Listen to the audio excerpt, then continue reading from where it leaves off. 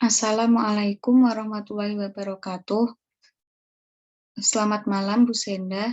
Kami dari kelompok 4 Rombel A yang beranggotakan Maisaroh dengan NIM 431341905, Ernesa Indah Rotua Sirait dengan NIM 431341927, Dela Santika Ayu dengan NIM 431341937, dan Salsabila Rosemala dengan NIM 431341941 akan mempresentasikan mengenai glibenclamid dalam jamu penurun gula darah.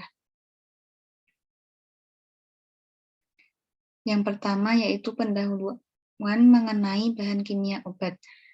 Bahan kimia obat atau BKO merupakan zat-zat kimia yang digunakan sebagai bahan utama obat kimiawi yang biasanya ditambahkan dalam sediaan obat tradisional atau jamu untuk memperkuat indikasi dari obat tradisional tersebut. Obat tradisional yang biasa mengandung bahan kimia obat adalah yang memiliki indikasi untuk rematik, penghilang rasa sakit, dan afrodisiak. Bahan kimia obat dalam obat tradisional inilah yang menjadi titik penjualan bagi produsen.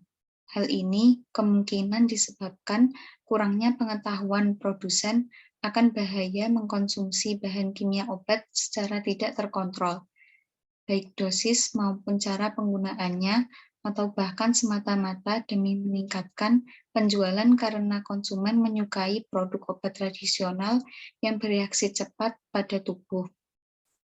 Salah satu jenis obat tradisional yang sering dikonsumsi masyarakat adalah jamu antidiabetes, di mana umumnya penderita diabetes akan mengkonsumsi obat seumur hidup, sehingga kecenderungan masyarakat untuk menggunakan jamu lebih besar dibandingkan konsumsi obat kimia antidiabetes.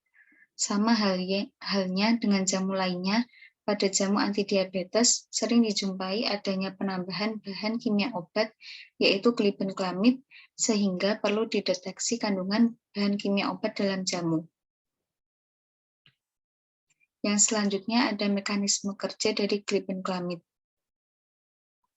Glibenclamid atau sering disebut juga glyburide termasuk ke dalam obat golongan sulfonylurea.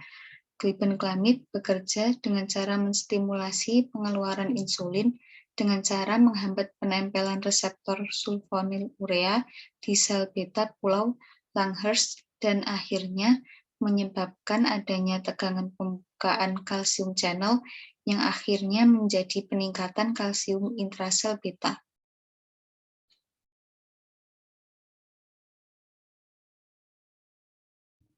Yang selanjutnya adalah efek samping dari glibenclamid.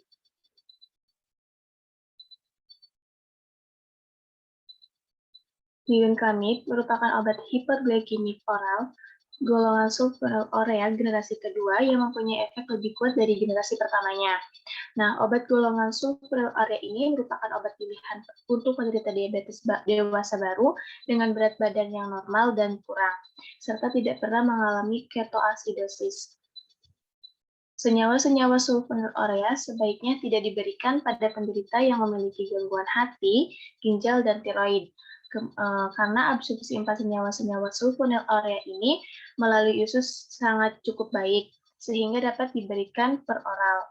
Nah, glibenclamid ini memiliki efek samping seperti apabila dosis tidak tepat atau dia terlalu ketat, yaitu akan menimbulkan suatu hipoglikemia dan juga akan menimbulkan gangguan pada fungsi hati atau ginjal pada lansia. Selanjutnya, selain itu ada yang telah disebutkan tadi, ada gangguan saluran cerna, sakit kepala, dan gejala hematologi trombositopen, serta agranulositosis.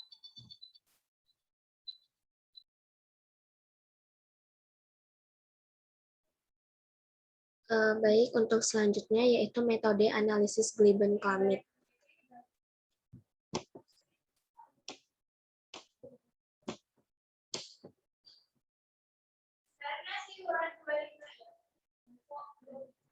Untuk alatnya itu digunakan beker gelas, gelas ukur Erlenmeyer, corong pisah, pipet tetes, chamber, aluminium foil, kertas saring, plat silika gel, centrifuge, multispotter, penalas air, sonikator, lampu UV. Untuk bahannya itu ada baku glibenclamid, sampel jamu antidiabetes, butil asetat, toluen, asam formiat, etil asetat, dan metanol. Selanjutnya itu ada bahan yang digunakan, ada L1 dan L2. L1 itu terdiri dari butil asetat, toluen, dan asam formiat dengan perbandingan 50:50 dengan total volume 100,4 mili. Untuk L1 yang kedua itu terdiri dari asam asetat banding toluen banding metanol dengan perbandingan 45:55 dengan total volume itu 100 mili. Nah, untuk mengetahui adanya kandungan glibenclamid dalam jamu diabetes, dilakukan pengujian kualitatif untuk menggunakan lempeng KLT. Metode KLT ini digunakan karena KLT merupakan metode yang sederhana dan cepat. Untuk memperkuat hasil identifikasi KLT yang menyatakan bahwa jamu positif mengandung BKO glibenclamid, maka perlu dipertegas atau diperkuat lagi dengan uji spektrofotodensitometri. Untuk cara kerjanya, yang pertama, kita menyiapkan plat KLT berukuran 20 cm dikali 20 cm yang diberi batas atas 3 cm dan batas bawahnya 2 cm. Setelah itu, kita memasukkan kedua L1 ke dalam masing-masing chamber yang telah disediakan. Nah, chamber itu dijenuhkan. Caranya untuk kita mengetahui apakah L1-nya telah jenuh itu dengan menggunakan kertas saring yang diselipkan ke dalam chamber. Di mana jika kertas itu sudah basah menandakan bahwa chamber sudah terjenuhkan oleh pelarut. Setelah itu dilakukan penotolan pada KLT sesuai dengan urutan. Yang pertama yaitu baku glibenclamid atau baku pembanding. Juga ada spike, yaitu campuran baku dan sampel. Kemudian, yang kedua itu adalah sampel jamu yang ditotolkan dengan menggunakan alat multispotter pada plat KLT dengan jarak 2 cm. Penotolan ini dilakukan sebanyak 2 kali perulangan karena menggunakan 2 pelarut atau 2 L1 di bejana chamber. Plat KLT itu kemudian dimasukkan ke dalam masing-masing chamber untuk dielusi hingga mencapai jarak lambat elusi 15 cm dari totolan. Ketika sudah mencapai jarak elusi, plat KLT-nya dikeluarkan dan dikeringkan. Noda yang terbentuk pada plat KLT dilihat di bawah sinar UV 254 nanometer dan 366 nanometer. Kemudian dihitung nilai RF-nya. Selanjutnya ada metode spektrofotodensitometri. Untuk caranya yaitu sampel yang diidentifikasi positif mengandung bahan kimia obat glibenclamid itu dihitung panjang gelombangnya menggunakan alat spektrofotodensitometri. Sampel jamu akan dikatakan positif mengandung bahan kimia obat glibenclamid apabila dilihat dari nilai RF masing-masing sampel dan nilai RF dari baku pembanding glibenclamid dan spike, serta dipertegas dengan hasil uji spektrofotodensitometri yang menunjukkan peak atau puncak gelombang yang sama. Selanjutnya untuk kesimpulannya yaitu next.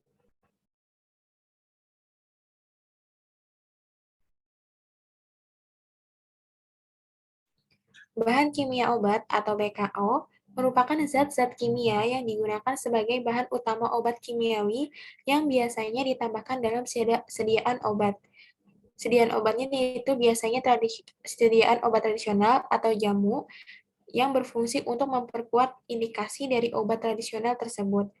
Salah satu jenis obat tradisional yang sering dikonsumsi masyarakat adalah jamu antidiabetes, di mana umumnya penderita diabetes akan mengkonsumsi obat seumur hidup, sehingga kecenderungan masyarakat untuk menggunakan jamu lebih besar dibandingkan konsumsi obat kimia antidiabetes. Sama halnya dengan jamu lainnya.